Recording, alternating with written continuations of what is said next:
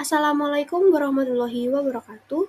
Kami dari kelompok 1 kelas K013, mata kuliah Etika Bisnis dan Profesi oleh dosen pengampu Ibu Sari Andayani akan menyampaikan hasil RMK kami mengenai materi kode etik profesi akuntan pada sektor bisnis. Sebelum itu, izinkan kami untuk memperkenalkan diri terlebih dahulu. Saya Sagita Dwi Rahmadini dengan NPM akhir 182 dan teman-teman saya Muhammad Agung Budianto dengan NPM akhir 130, Felicia Sagira Hafita Putri dengan NPM akhir 189, Raras Pramudita dengan NPM akhir 203, Raisa Ismadani dengan NPM akhir 210, Ahmad Afan Adi Setiawan dengan NPM akhir 292, dan yang terakhir Seni Mutiara dengan NPM akhir 258. Baik, pertama-tama kita akan memulai dengan pembahasan dengan seksi 200, yaitu tentang penerapan kerangka kerja konseptual akuntan yang bekerja di bidang bisnis. Jadi yang pertama ada peran dan tanggung jawab dari akuntan yang bekerja di bidang bisnis. Yang pertama ada perannya. Akuntan di bidang bisnis bisa bekerja sebagai karyawan, pedagang, direktur, atau pemilik. Lalu berdasarkan tanggung jawab, ialah menyiapkan dan melaporkan informasi keuangan yang dapat diandalkan oleh investor, kreditor, dan masyarakat. Lalu yang terakhir ada juga kepatuhan, yaitu hubungan kerja dengan organisasi dengan tidak menghilangkan kewajiban akuntan untuk mematuhi prinsip dasar etika. Lalu berikutnya ada persyaratan umum dan budaya organisasi. Jadi, akuntan sendiri harus menerapkan kerangka kerja konseptual untuk mengidentifikasi, mengevaluasi, dan mengatasi ancaman. Lalu berikutnya ada budaya etis. Jadi, akuntan senior harus mempromosikan budaya berbasis etika di organisasi. Contohnya adalah dengan melalui kebijakan whistleblowing atau pelatihan etika. Selanjutnya ada 5 kategori ancaman etika masih mengikuti seksi 200 tadi. Jadi ancaman terhadap kepatuhan prinsip dasar etika dibagi menjadi 5. Yang pertama ada kepentingan pribadi, yakni kepentingan keuangan atau kompensasi insentif di perusahaan. Lalu yang kedua ada telaah pribadi, yaitu mengevaluasi hasil penilaian sendiri. Misal menentukan perlakuan akuntansi atas laporan yang dibuat sendiri. Lalu yang ketiga ada advokasi, yaitu mempromosikan posisi organisasi hingga mengompromikan objektivitas, misalnya memanipulasi informasi untuk pembiayaan. Lalu yang keempat ada kedekatan, ialah hubungan dekat dengan rekan kerja yang mempengaruhi keputusan profesional. Lalu yang terakhir atau kelima ada intimidasi, yang berarti tekanan atau ancaman fisik atau non-fisik dari atasan ataupun pihak luar. Lalu berikutnya ada contoh situasi ancaman, yaitu ada beberapa contoh. Di sini saya menaruh tiga. Yang pertama ada kepentingan pribadi, yaitu ketika memiliki saham atau opsi saham di perusahaan tempat kita bekerja. Lalu yang kedua itu kedekatan, jika memiliki anggota keluarga dekat di posisi yang mempengaruhi laporan keuangan. Lalu yang terakhir ada intimidasi, yaitu ketika kita diancam dipecat jika tidak setuju dengan perlakuan akuntansi yang menyimpang. Selanjutnya ada evaluasi dan mitigasi. Jadi evaluasi sendiri adalah melihat faktor kualitatif dan kuantitatif serta lingkungan kerja. Misalnya, pengawalan korporat yang kuat untuk mengurangi ancaman. Lalu ada juga tindakan, yaitu jika ancaman tidak dapat diterima, akuntan harus yang pertama bisa menerapkan pengamanan atau safeguard, dan yang kedua bisa berkonsultasi dengan atasan atau pihak atau pengelola. Lalu yang ketiga, mundur dari tanggung jawab tersebut atau mengundurkan diri jika ancaman terlalu besar. Lalu berikutnya ada komunikasi dengan pihak tata kelola, yaitu akuntan harus menentukan individu yang tepat dalam struktur organisasi, seperti komite audit, untuk menyampaikan masalah etika. Lalu berikutnya ada komunikasi ini juga penting untuk mendapatkan dukungan dalam menangani ancaman atau ketidakpatuhan terhadap hukum. Kemudian ada benturan kepentingan. Nah, di benturan kepentingan itu ada beberapa subbab. Jadi yang pertama ada mengidentifikasi benturan dan yang kedua ada cara mengatasi ancaman. Untuk mengidentifikasi benturan, akuntan perlu mengambil langkah-langkah. Yang pertama ada sifat kepentingan dan hubungannya relevan antara pihak yang terlibat. Lalu yang kedua ada aktivitas dan dampak ke pihak yang relevan. Nah, untuk cara mengatasi ancaman tersebut, yang pertama ada memisahkan tanggung jawab dan tugas, bisa jadi per divisi ataupun departemen dari pihak perusahaan. Lalu yang kedua ada melakukan pengawasan dengan tepat dan secara ketat. Lalu, ada pengungkapan dan persetujuan. Nah, dari pengungkapan tersebut, akuntan perlu melakukan yang pertama adalah mengungkapkan sifat benturan kepentingan dan bagaimana setiap ancaman yang muncul kepada klien yang terkena dampak benturan kepentingan. Lalu yang kedua adalah memperoleh persetujuan dari klien akuntan yang terkena dampak untuk melaksanakan pemberian jasa profesional ketika pengamanan diterapkan untuk mengatasi ancaman. Nah, jika persetujuan itu, ditulis secara tersirat, maka akuntan perlu mendokumentasikan yang pertama ada sifat dari keadaan itu sendiri, lalu yang kedua ada pengamanan yang diterapkan, lalu yang ketiga ada persetujuan yang diperoleh. Saya, Sagita Dwi Ramadini dengan NPM Mahir 182 akan menyampaikan seksi 220 penyusunan dan penyajian informasi. Pada bagian A, pendahuluan, akuntan wajib mematuhi prinsip dasar etika dan menggunakan kerangka kerja konseptual untuk mengidentifikasi, mengevaluasi, dan mengatasi ancaman dalam penyusunan informasi. Lalu, penyusunan atau penyajian informasi dapat memunculkan ancaman kepentingan pribadi, intimidasi, atau ancaman lainnya. Selanjutnya yaitu B. Tanggung jawab dalam penyusunan informasi. Ketika menyusun atau menyajikan informasi, akuntan diwajibkan untuk yang pertama, menggunakan basis pelaporan keuangan yang sesuai. Yang kedua, menerapkan pertimbangan profesional, menyadari risiko bias, dan menghindari pengaruh tidak semestinya dari pihak lain atau teknologi. Yang ketiga, tidak bermaksud menyesatkan atau mempengaruhi keluaran kontrak atau regulasi secara tidak tepat, misalnya menggunakan estimasi tidak realistis untuk menghindari perjanjian hutang. Yang keempat, menyajikan fakta secara akurat, lengkap, dan mencerminkan sifat sebenarnya dari transaksi. Selanjutnya yaitu bagian C, penggunaan diskresi dan pekerjaan pihak lain. Yang pertama yaitu diskresi profesional. Akuntan tidak boleh menyalahgunakan diskresi untuk memanipulasi laba rugi, mengatur waktu transaksi secara menyesatkan, atau mengaburkan informasi risiko keuangan. Yang kedua, mengandalkan pihak lain. Jika menggunakan pekerjaan orang lain, akuntan harus mempertimbangkan reputasi, keahlian, serta apakah pihak tersebut tunduk pada standar profesional dan kode etik yang berlaku. Selanjutnya yaitu bagian D, mengatasi informasi yang menyesatkan. Membahas masalah tersebut dengan atasan atau manajemen untuk melakukan koreksi. Jika organisasi tidak dapat mengambil tindakan yang tepat, akuntan dapat berkonsultasi dengan asosiasi profesi, auditor, atau penasihat hukum. Jika informasi tetap menyesatkan setelah semua upaya dilakukan, maka akuntan harus menolak dikaitkan dengan informasi tersebut dan jika perlu harus mengundurkan diri. Selanjutnya dan yang terakhir yaitu E, dokumentasi dan pertimbangan lain. Akuntan didorong untuk mendokumentasikan fakta, standar yang digunakan, komunikasi dengan pihak terkait, serta tindakan yang diambil untuk mengatasi masalah. Jika ancaman berkaitan dengan kepentingan keuangan, ketidakpatuhan hukum atau tekanan, maka berlaku ketentuan tambahan pada seksi 240, 260, atau 270.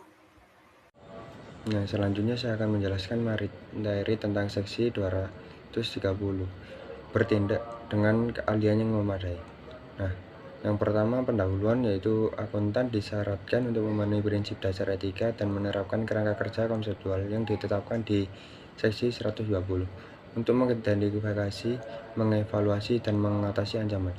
Bertindak tanpa keahlian yang memadai akan kepentingan pribadi terhadap kepatuhan pada prinsip memunculkan ancaman kompetensi dan kehati-hatian profesional. Seksi ini menetapkan persyaratan dan materi aplikasi spesifik yang terkait untuk penerapan kerja konseptual dalam keadaan tersebut. Selanjutnya yang kedua yaitu persyaratan dan materi aplikasi. Akuntan tidak boleh dengan sengaja menyesatkan organisasi tempatnya bekerja sehubungan dengan level keahlian atau pengalaman yang dimiliki. Yang pertama, akuntan hanya melaksanakan tugas signifikan ketika memiliki atau memperoleh pelatihan atau pengalaman tertentu yang memadai. Yang kedua, ancaman kepentingan pribadi untuk memenuhi kompetensi dan kehati-hatian profesional mungkin muncul ketika akuntan memiliki yang pertama, waktu yang tidak mencukupi untuk melaksanakan atau menyelesaikan tugas secara memadai. Yang kedua, informasi yang tidak lengkap, terbatas, atau tidak cukup melaksanakan tugas tersebut secara memadai. Yang ketiga, pengalaman, pelatihan, dan pendidikan yang tidak memadai.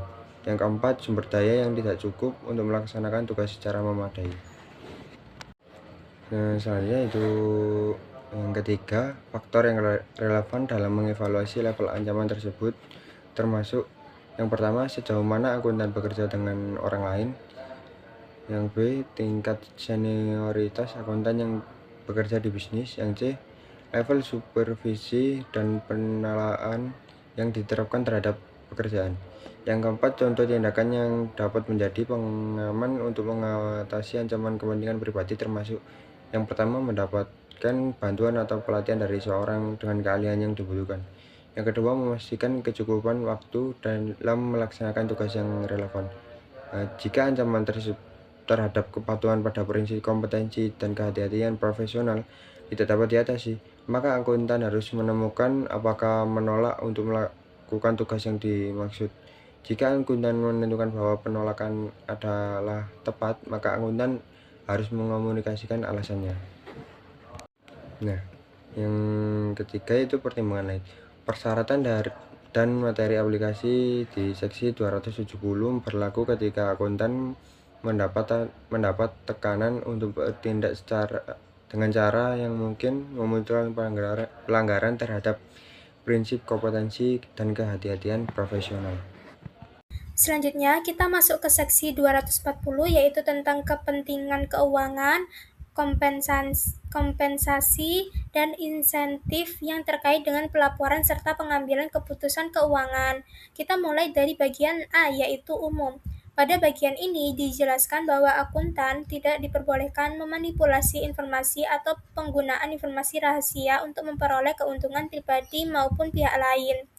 Namun dalam praktiknya, akuntan bisa menghadapi ancaman kepentingan pribadi, misalnya ketika memiliki kepentingan keuangan baik secara langsung maupun tidak langsung di organisasi tempat kerja.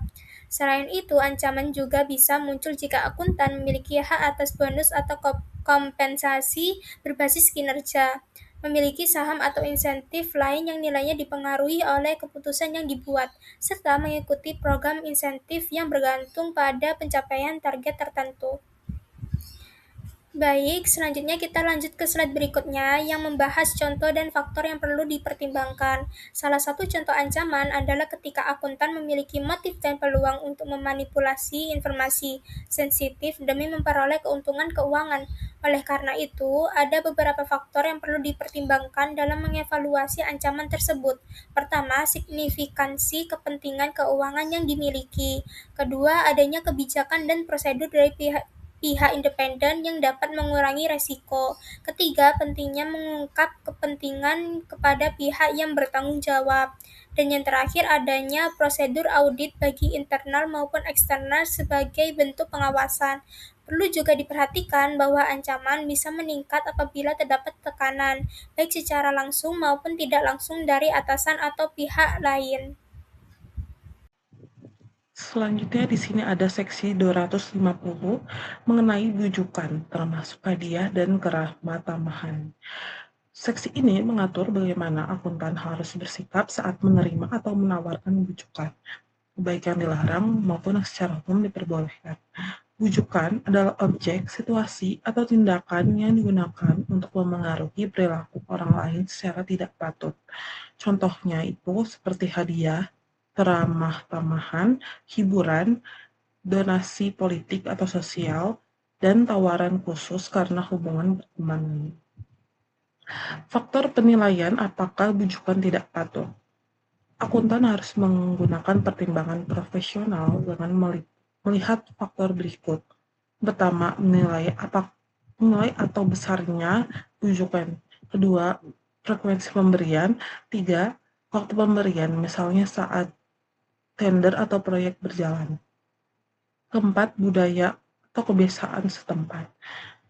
Kelima, hubungan antara pemberi dan penerima. Keenam, Transparansi pemberian.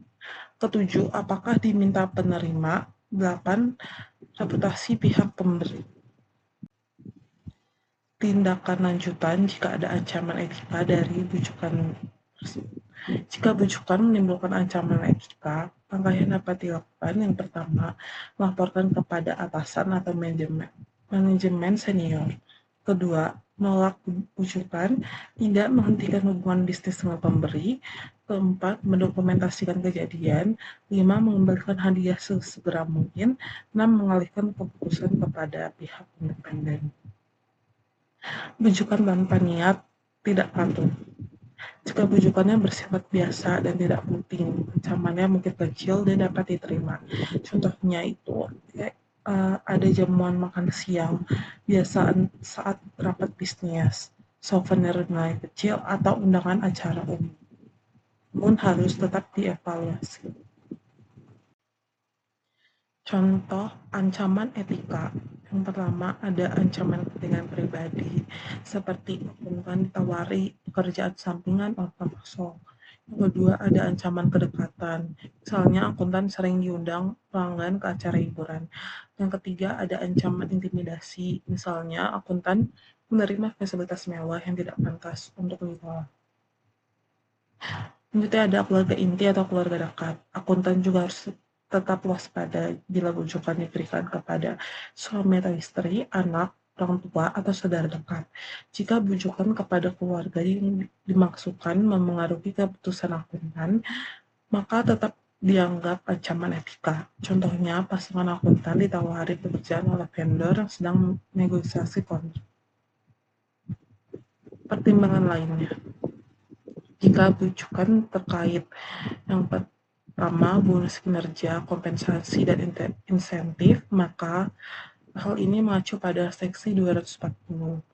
Yang kedua, jika bujukan terkait dugaan pelanggaran hukum, maka hal ini mengacu ke seksi 260. Jika bujukan terkait tekanan untuk menerima atau memberi bujukan, maka hal ini mengacu pada seksi 270. Nah, selanjutnya di sini saya akan menjelaskan mengenai seksi 260, yaitu respon atas ketidakpatuhan terhadap peraturan perundang-undangan.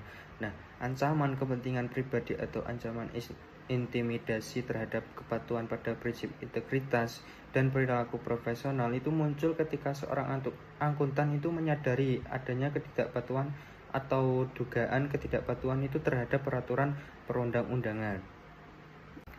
Kemudian tujuan akuntan terkait ketidakpatuhan terhadap peraturan perundang-undangan. Nah, ciri pembeda profesi akuntan itu adalah kesediaannya menerima tanggung jawab bertindak untuk kepentingan publik. Nah, ketika merespon adanya ketidakpatuhan atau dugaan ketidakpatuhan, tujuan dari akuntan itu adalah yang pertama mematuhi prinsip integritas dan perilaku profesional, kemudian mengingatkan manajemen atau jika tepat pihak yang bertanggung jawab atas tata kelola di organisasi tempatnya bekerja, kemudian mengambil tindakan lanjut yang tepat dalam melindungi kepentingan publik. Nah, kemudian secara umum ketidakpatuhan terhadap peraturan perundang-undangan. Nah, ketidakpatuhan terhadap peraturan perundang-undangan itu terdiri atas tindakan penghilangan atau perbuatan baik disengaja ataupun tidak disengaja yang ditentangan dengan peraturan perundang-undangan yang dilakukan oleh pihak-pihak berikut. Yang pertama, organisasi tempatnya bekerja, kemudian pihak yang bertanggung jawab atas tata kelola organisasi tempatnya bekerja, kemudian manajemen organisasi tempatnya bekerja ataupun individu lain yang bekerja untuk atau di bawah arahan organisasi tempatnya bekerja. Nah, contoh peraturan perundang-undangan yang terkait dengan seksi ini termasuk yang berhubungan dengan yang pertama, kecurangan, korupsi, dan penyuapan, kemudian pencucian uang, pendanaan teroris dan hasil kriminal, kemudian pasar dan perdagangan surat berharga, kemudian perbankan serta produk dan jasa keuangan lainnya, kemudian perlindungan data, kemudian liabilitas pajak dan pensiun serta pembayarannya, kemudian perlindungan lingkungan hidup dan kesehatan dan keselamatan publik. Kemudian tanggung jawab dari manajemen dan pihak yang bertanggung jawab atas tata kelola di organisasi tempat seorang akuntan itu bekerja. Nah, seorang manajemen organisasi tempat akuntan bekerja dengan pengawasan dari pihak yang bertanggung jawab atas tata kelola bertanggung jawab untuk memastikan bahwa aktivitas bisnis organisasi itu dilakukan sesuai dengan peraturan perundang-undangan. Nah, manajemen dan pihak yang bertanggung jawab atas tata kelola juga bertanggung jawab untuk mengidentifikasi dan mengatasi setiap ketidakpatuhan oleh yang pertama organisasi, kemudian individu yang bertanggung jawab atas tata kelola organisasi, kemudian yang ketiga anggota manajemen, kemudian yang terakhir individu lain yang bekerja untuk di bawah arahan dari organisasi tersebut. Nah, kemudian tanggung jawab semua orang akuntan. Nah, banyak organisasi tempat akuntan bekerja itu telah menetapkan protokol dan prosedur mengenai bagaimana pengungkapan ketidakpatuhan atau dugaan ketidakpatuhan secara internal. Nah, protokol dan prosedur tersebut termasuk misalnya kebijakan etika atau mekanisme whistleblowing internal, atau protokol dan prosedur tersebut memungkinkan permasalahan dilaporkan secara anonim melalui saluran yang telah ditentukan. Nah, ketika akuntan menyadari suatu permasalahan dalam seksi ini berlaku, langkah seorang akuntan itu mematuhi seksi ini harus dilakukan secara tepat waktu, dan dalam melakukan langkah yang tepat waktu, seorang akuntan itu harus memperhatikan sifat permasalahan dan bahayanya potensial bagi kepentingan entitas, investor, kreditor, dan juga karyawan atau publik.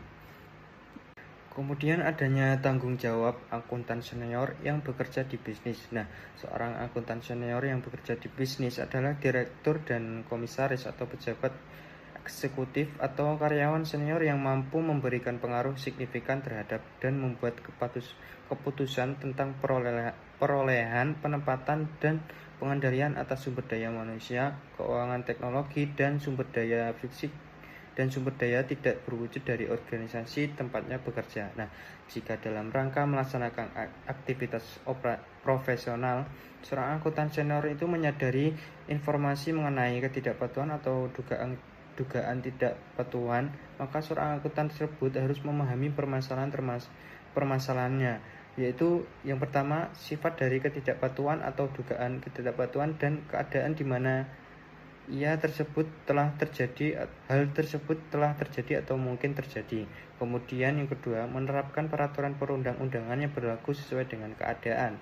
Kemudian yang ketiga, penilaian atas konsekuensi potensial bagi organisasi tempatnya bekerja, seperti investor, kreditor, karyawan, atau publik.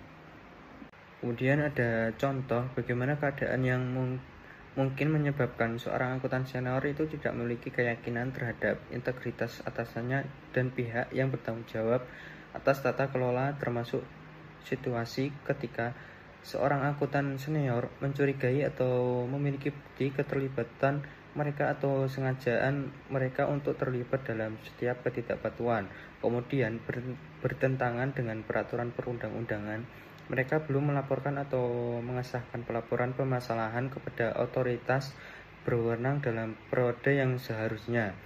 Nah, sehingga tindakan lanjutan oleh seorang akuntan senior itu mungkin dilakukan yang pertama, menginformasikan permasalahan tersebut kepada manajemen entitas induk jika organisasi tempatnya bekerja itu merupakan anggota dari suatu grup. Kemudian mengungkapkan permasalahan tersebut kepada otoritas yang berwenang, walaupun ketika tidak ada ketentuan peraturan perundang-undangan untuk melakukannya. Kemudian mengundurkan diri dari organisasi tempatnya bekerja. Kemudian ada tanggung jawab akuntan selain akuntan senior. Nah, jika dalam melaksanakan aktivitas profesionalnya, seorang akuntan itu menyadari informasi terkait adanya ketidakpatuhan atau dugaan ketidakpatuhan, maka seorang akuntan itu harus berusaha memperoleh pemahaman atas permasalahan tersebut. Nah, pemahaman tersebut harus mencakup sifat dari ketidakpatuhan atau dugaan ketidakpatuhan dan keadaan yang telah terjadi atau mungkin terjadi. Nah, maka seorang akuntan itu diharapkan untuk menerapkan pengetahuan dan keahlian serta melakukan pertimbangan profesionalnya. Namun, seorang akuntan itu tidak diharapkan memiliki level pemahaman atas ketentuan peraturan perundang-undangan yang melebihi daripada yang diperlukan dalam perannya sebagai seorang akuntan dalam organisasi tempatnya bekerja. Kemudian yang terakhir ada dokumentasi. Nah, sehubungan dengan ketidakpatuhan atau dugaan ketidakpatuhan yang termasuk dalam ruang lingkup seksi ini, maka seorang akuntan itu didorong untuk memiliki dokumentasi hal-hal berikut. Yang pertama ada permasalahan, kemudian hasil pembahasan dengan atasan, manajemen, serta jika relevan pihak yang bertanggung jawab atas tata kelola dan pihak lain. Kemudian respon atasan akuntan atas permasalahan tersebut. Kemudian yang keempat, serangkaian tindakan yang dipertimbangkan oleh akuntan, yaitu pertimbangan yang digunakan dan keputusan yang diambil. Sekian penyampaian hasil RMK dari kelompok kami mengenai materi kode etik profesi akuntan pada sektor bisnis. Apabila terdapat kesalahan dalam penyampaian, mohon dimaafkan. Terima kasih. Wassalamualaikum warahmatullahi wabarakatuh.